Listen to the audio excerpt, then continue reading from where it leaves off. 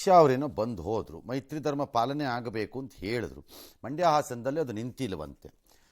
ಮಾಜಿ ಶಾಸಕ ಪ್ರೀತಮ್ ಗೌಡ ಏನೋ ಅವ್ರು ತೋಚಿದ್ದನ್ನು ಅವ್ರು ಹೇಳ್ಕೊತಿದ್ದಾರೆ. ಕುಮಾರಸ್ವಾಮಿ ಏನೋ ಹೇಳಿದ್ದಕ್ಕೆ ಅವ್ರದ್ದೇನೋ ಉತ್ತರ ಅಂತೆ ವಾಪಸ್ಸು. ಸರಿ, ಒಬ್ಬರ ಮೇಲೆ ಒಬ್ಬರು ಹೇಳ್ತಿದ್ದಾರೆ.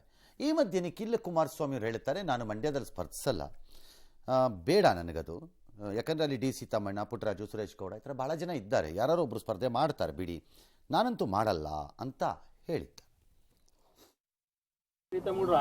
ಬಿಜೆಪಿಗೆ ಬೇಕು ನಾವು ಅವರು ಅಣ್ಣತಮ್ಮದ ತರ ಹೋಗ್ಬೇಕಲ್ವಾ, ಅವ್ರನ್ನೇ ನಿಲ್ಲಿಸಬೇಕು ಅಂದ್ರೆ ನಿಲ್ಸೋಣ ಬನ್ನಿ. ಇನ್ನು ಅವ್ರಿಗೂ ಎಂಗೇಜು ಪಾಪ ಮಾತನಾಡ್ತಾರೆ, ಮಾತಿನ ಬಿರ್ಸು ಕೂತ್ ಸರ್ ಮಾಡೋಣ ಅಂತ, ಅದೇನು ಸಮಸ್ಯೆ ಇಲ್ಲ. 23ರಲ್ಲಿ ಸೋಲ್ಸಿ ಅಂತ ಹೇಳಿದ್ದಾರೆ, ಈಗ ತಮ್ಮ ಅಂದಿರ್ತಾರೆ, 28ಕ್ಕೆ ಏನಂತ ನನಗೆ ಗೊತ್ತಿರಲ್ಲ, ಹಂಗಾಗಿ ನಾನು ಅದ್ರ ಬಗ್ಗೆ ಏನು ಕಮೆಂಟ್ ಕೊಡೋದಿಲ್ಲ. ರಾಜಕಾರಣದಲ್ಲಂತೂ ಅಣ್ತಮ್ಮ ಆಗಕ್ಕಲ್ಲ, ಇನ್ನು ಬೇರೆ ರೀತಿಲಿ ತಮ್ಮನ ಪಕ್ಕದಲ್ಲೇ ಕೂರಿಸ್ಕೊಂಡಿರ್ತಾರೆ, ಅವ್ರ ತಮ್ಮನ ಹತ್ರ ಮಾತಾಡ್ಕೊಳ್ಳಿ, ಅವ್ರದ್ದು ಏನಿದೆ ಅವ್ರ ಶಕ್ತಿ ಅವ್ರದ್ದನ್ನು ನೋಡಲಿ. ನಮ್ಮ ಹಿರಿಯರು ನಮ್ಮ ನಾಯಕರು ಏನು ಹೇಳ್ತಾರೆ, ಈ ದೇಶದ ಇತಿಹಾಸವೇ ಅದು, ಅಣ್ಣ ತಮ್ಮಂದ್ರು ಒಡದಾಟನೇ ನಡೆಯೋದು. ಈ ದೇಶದ ಇತಿಹಾಸ ಮಣ್ಣಿನ ಗುಣ, ದಾಯದ ಈ ಕಲಾ ಅದು ನಡೀತಾ ಇರ್ತದೆ. ನಾನು ತಮ್ಮ ಅಂತಲೇ ಹೇಳ್ತೀನಿ. ಅವ್ರು ಹೇಳಿಕೆ ಕೊಟ್ಟರು ಅದಕ್ಕೆ ಅದೇ ಏನು ಕೊಡ್ತಾರೋ ಬಿಡ್ತಾರೋ ನನಗೆ ಗೊತ್ತಿಲ್ಲ, ಅವ್ರು ಇಟ್ಕೋತಾರೋ ಇವ್ರು ಕೊಟ್ಕೋತಾರೋ ಅಂತ.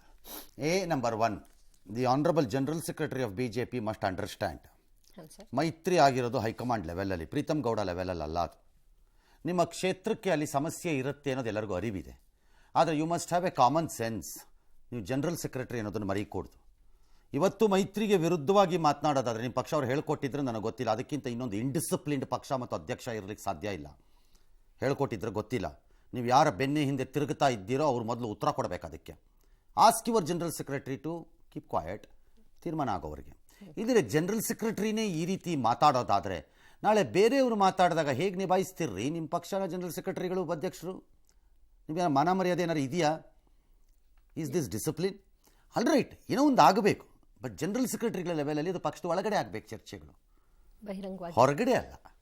ನೀವು ಇಲ್ಲಿ ಹೊರಗಡೆ ಮೈಕ್ ಮುಂದೆ ನಿಂತ್ಕೊಂಡು ಕೇಳಿಬಿಟ್ರೆ, ಇಲ್ಲಿ ಕರ್ನಾಟಕದಲ್ಲಿ ಮಾತಾಡ್ಬಿಟ್ರೆ, ಅಲ್ಲಿ ಮೋದಿ ಅಮಿತ್ ಶಾ ಏನೋ ಚಿಕ್ಕಾಬಿಟ್ಟೆ ಮೈಕ್ಗಳ ಮುಂದೆ ಮಾತಾಡ್ತಿದ್ದಾರೆ. ಇಲ್ಲಿ ಪ್ರೀತಮ್ ಗೌಡರು ಇರಪ್ಪ ಚೇಂಜ್ ಮಾಡ್ಕೊಳ್ಳೋಣ ಅಂತ ಏನು ಮಾಡಲ್ಲ, ಅಲ್ಲಿ ಡಿಸೈಡ್ ಆಗಿರುತ್ತೆ. The president must understand this.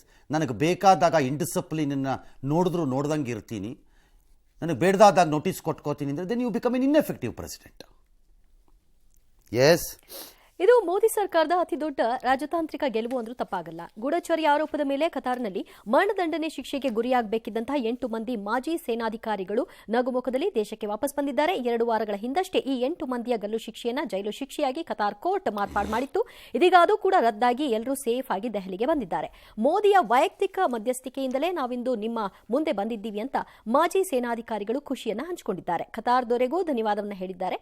ಈ ಮಧ್ಯೆ ಪ್ರಧಾನಿ ನಾಳೆ ಮತ್ತು ನಾಡಿದ್ದು UAE ಪ್ರವಾಸ ಕೈಗೊಳ್ತಾ ಇದ್ದು ಅಲ್ಲಿಯೂ ರಾಮಮಂದಿರ ಉದ್ಘಾಟನೆ ಮಾಡಲಿದ್ದಾರೆ. ಫೆಬ್ರವರಿ 14ರಂದು ಕತಾರ್ಗೂ ಹೋಗ್ತಾರೆ. 8 ಮಂದಿ ಮಾಜಿ ಸೇನಾಧಿಕಾರಿಗಳು ಭಾರತಕ್ಕೆ ಸುರಕ್ಷಿತವಾಗಿ ಬಂದ ದಿನವೇ ಮೋದಿಯ ಕತಾರ್ ಪ್ರವಾಸ ಪಟ್ಟಿ ಅಂತಿಮಗೊಂಡಿದೆ ಅನ್ನೋದು ಗಮನಾರ್ಹ.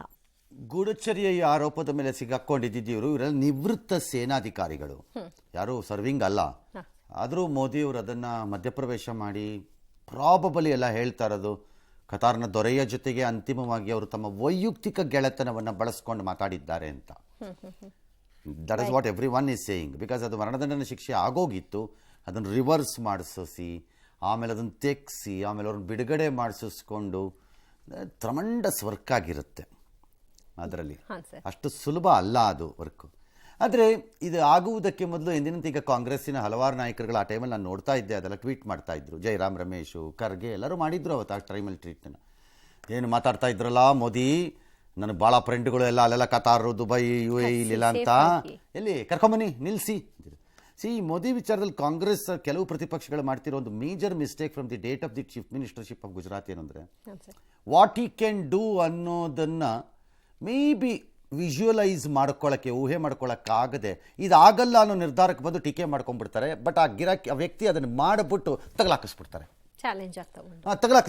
ಕರೆಕ್ಟಾಗಿ ತಗಲಾಕೊಂಡ್ಬಿಡ್ತಾರೆ ಎಲ್ಲ ವಾಪಸ್ ಹೋಗಿ. ಅವರು ಟ್ರ್ಯಾಪ್ ಹಾಕಿರ್ತಾರೆ, ಇವ್ರು ಗೊತ್ತಾಗದೆ ಒಳಗೆ ಹೋಗ್ತಾರೆ, ಅವ್ರು ಎಳಿತಾರೆ ಆಗ ನಾವು ಅನ್ಸರಿ. ಇದು ಅದೇ ಆಗಿರೋದು. ಇಲ್ಲಿ ಇಷ್ಟೆಲ್ಲ ರಾಮ ಮಂದಿರದ ನಡೀತಾ ಇದ್ದರೆ ಅಲ್ಲಿ ನಾಳಿದ್ದು ಹೋಗ್ಬಿಟ್ಟು UAEನಲ್ಲಿ ಅತ್ಯಂತ ದೊಡ್ಡ, ಆ ಪ್ರಾಂತ್ಯಕ್ಕೆ ದೊಡ್ಡದಾದ ರಾಮ ಮಂದಿರದ ರೀತಿಯೇ ಹೋಲುವ ಒಂದು ಬೃಹತ್ ದೇವಸ್ಥಾನವನ್ನು ಉದ್ಘಾಟನೆ ಮಾಡ್ತಿದ್ದಾರೆ. ಭಾರತೀಯರಿಗೆಲ್ಲ ಅತ್ಯಂತ ಸಂತೋಷದ ವಿಷಯ. ಹೇಗೆ ಸಾಧ್ಯ ಅಂತ ಬಹುಜನರಿಗೆ ಪ್ರಶ್ನೆ. ಏನಿಯೋ ಓಕೆ. ಇನ್ನು ಬಿಹಾರದಲ್ಲಿ ಇವತ್ತು ನಿತೀಶ್ ಕುಮಾರ್ ತಮ್ಮ ಬಹುಮತವನ್ನು ಸಾಬೀತು ಮಾಡಿದ್ದಾರೆ. 122 ಬೇಕಿತ್ತು, 129 ಆಯಿತು. 3 ಜನ ಏನೋ RJD ಅವರು ಅಡ್ಡಮತದಾನ ಏನೋ ಮಾಡ್ಕೊಂಡಿದ್ದಾರಂತೆ. ಅಗೈನ್ ಜೈ ಶ್ರೀರಾಮ್ ಘೋಷಣೆ ಡ್ಯಾಶ್ ಡ್ಯಾಶ್ ಡ್ಯಾಶ್ ಡ್ಯಾಶ್. ಈ ಮಧ್ಯೆ ಶಾಸಕರನ್ನ ಉಳಿಸ್ಕೊಳ್ಳೋಕೆ RJD ಪಾಪ ಭಾಳ ಕಷ್ಟಪಡ್ತಿತ್ತಂತೆ. ಅವರನ್ನು ತಮ್ಮ ನಿವಾಸದಲ್ಲೇ ಇಟ್ಕೊಂಡಿದ್ದಾರೆ ತೇಜಸ್ವಿ ಯಾದವ್ ಅಂತ ಅಂದ್ಕೊಂಡಿದ್ರು. ಪೊಲೀಸ್ನವರೆಲ್ಲ ರೈಡ್ ಮಾಡಿದ್ರು. ಇದೆಲ್ಲ ಆಗಿದೆ ಗಲಾಟೆ ಏನಾರು ಆಗಿರ್ಬೋದು, ಬಟ್ ಪ್ರೂವ್ಡ್ ಇಸ್ ಪ್ರೂವ್ಡ್ ಅಲ್ವಾ, ಪ್ರೂವ್ ಆಯಿತು. ಸೊ ಅಲ್ಲಿಗೆ BJP JDU ಸರ್ಕಾರ ಸ್ಥಾಪನೆಯ ಮುದ್ರೆ ಬಿತ್ತು.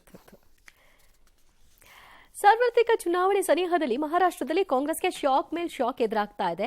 ನ್ಯಾಯಯಾತ್ರೆ ಆರಂಭ ದಿನವೇ ರಾಹುಲ್ ಗಾಂಧಿಗೆ ಮಿಲಿಂದ ದಿಯೋರಾ ಅವರ ಕಾಂಗ್ರೆಸ್ ತೊರೆಯುವಿಕೆ, ಬಿಜೆಪಿ ಸೇರ್ಪಡೆ ಆಗಲಿ, ಇನ್ನು ಬಾಬಾ ಸಿದ್ದಿಕಿ ಕಾಂಗ್ರೆಸ್ ರಾಜೀನಾಮೆ ಕೊಟ್ಟಿದ್ದಾಗಲಿ, ಇದೀಗ ಮಾಜಿ ಸಿಎಂ ಅಶೋಕ್ ಚೌಹಾಣ್ ಅವರ ಸರ್ದಿ. ಪಕ್ಷದ ಪ್ರಾಥಮಿಕ ಸದಸ್ಯತ್ವ ಮತ್ತು ಶಾಸಕ ಸ್ಥಾನಕ್ಕೆ ಅಶೋಕ್ ಚೌಹಾಣ್ ರಾಜೀನಾಮೆ ಕೊಟ್ಟರು. ಇದು ಬಿಜೆಪಿಗೆ ಖುಷಿಯನ್ನ ತಂದ್ರೆ ಕಾಂಗ್ರೆಸ್ ಅವರು ಇದನ್ನ ಟೀಕೆ ಮಾಡಿದ್ದಾರೆ.